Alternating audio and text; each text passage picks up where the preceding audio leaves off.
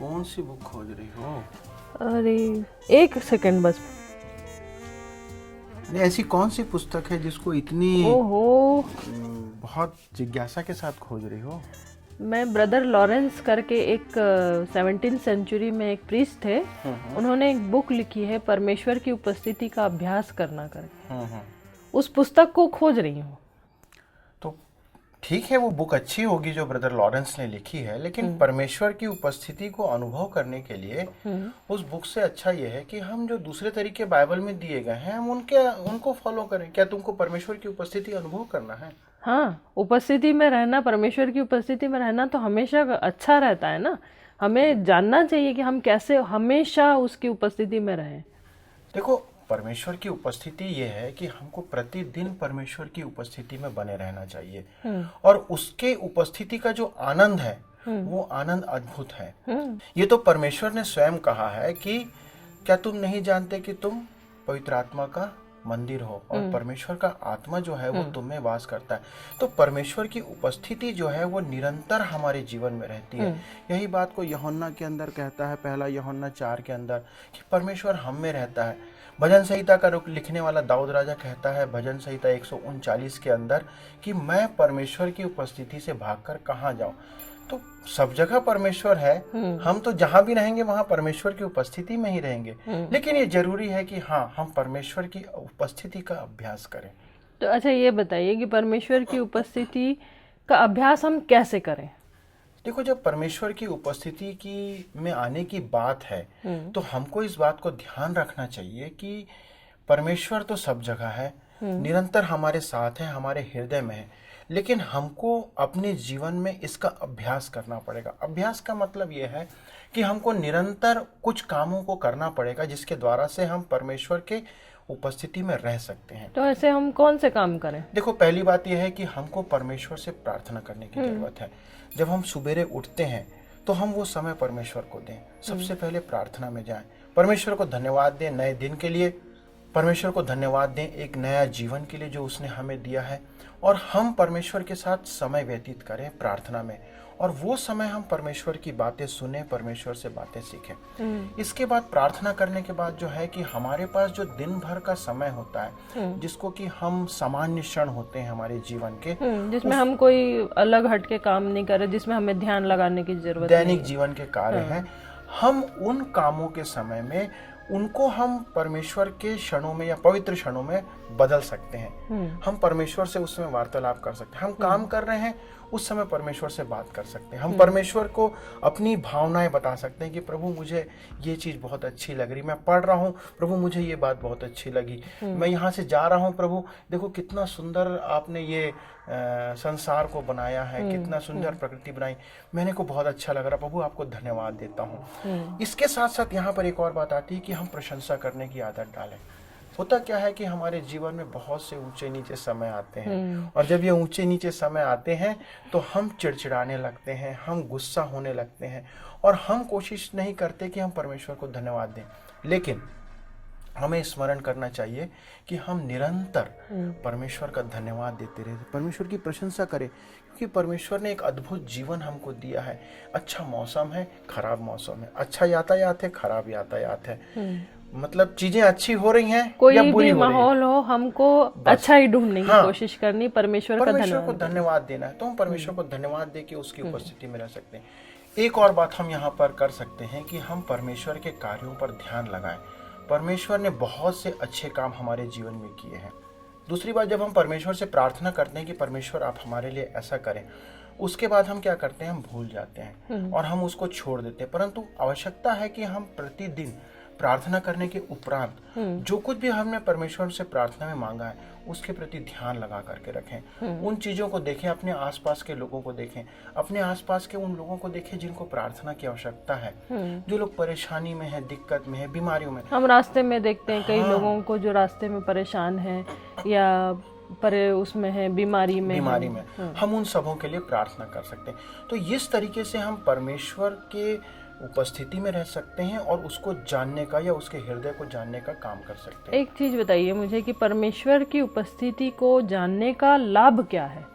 देखो, जब परमेश्वर की उपस्थिति को जानने के लाभ की बात है तो हमारे लिए सबसे उत्तम यही होगा कि हम परमेश्वर को जानें, उसकी इच्छा को जानें। जब परमेश्वर को और अच्छे से जानने की बात है, उसके हृदय को जानने की बात है, तो यहाँ पर 3 मुख्य बातें हमें देखने की आवश्यकता है। पहली बात कि हम उसके हृदय को जानें, उसके हृदय की क्या सोच है। दूसरी बात, हम उसके दृष्टिकोण को जानें। तीसरी बात, उसकी इच्छा को जानें। तो हम परमेश्वर के हृदय को कैसे जानेंगे? देखो, जब सबसे पहले परमेश्वर के हृदय को जानने की बात आती है तो मेरे को यहाँ पर एक बहुत अच्छे उदाहरण याद आता है जो मरियम और मार्था का है। जब हम लूका के अंदर पढ़ते हैं 10 उसके 39 से 42 में हम देखते हैं कि 2 बहनें थीं, एक थी मार्था, एक थी मरियम। मार्था का जो दृष्टिकोण था, मार्था सारी बाहर की चीजों के ऊपर ज्यादा चिंता करती थी, काम के लिए, खाने के लिए, खाना पीना, घर के। लेकिन जो मरियम का दृष्टिकोण था, मरियम परमेश्वर के या प्रभु यीशु मसीह के चरणों पे बैठना उचित समझती थी। वो कोशिश करती थी कि मैं ज्यादा से ज्यादा समय प्रभु यीशु मसीह के साथ व्यतीत करूं।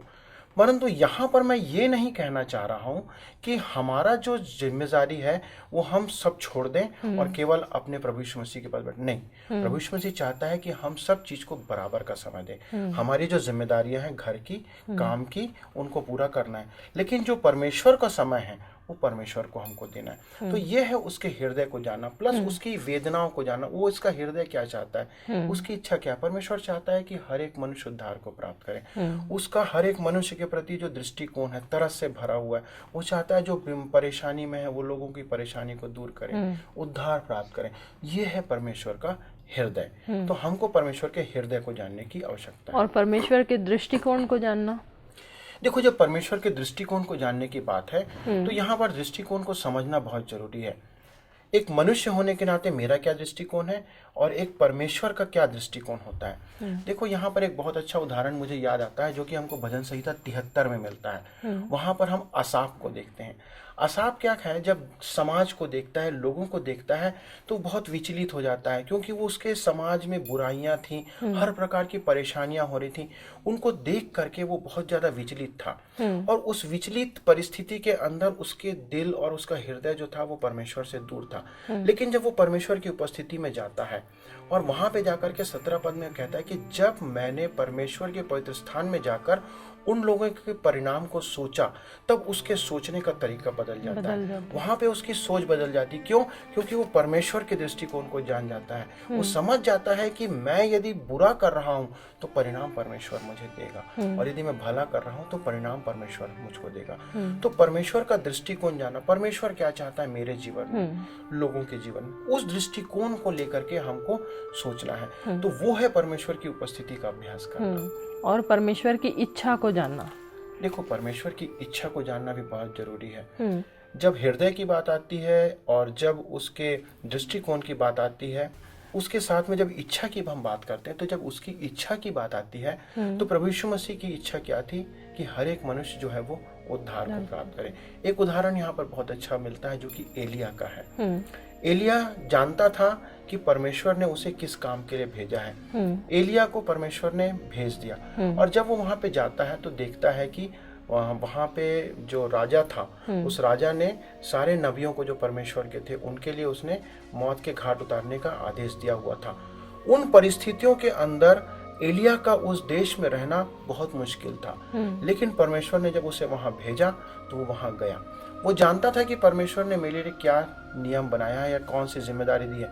उसने कहा कि तू जा, करीत नाम नाले में तू रहना, तेरे साथ परेशानियां होंगी, तेरे साथ दिक्कतें आएंगी, वो सारी चीजें वो समझ रहा था।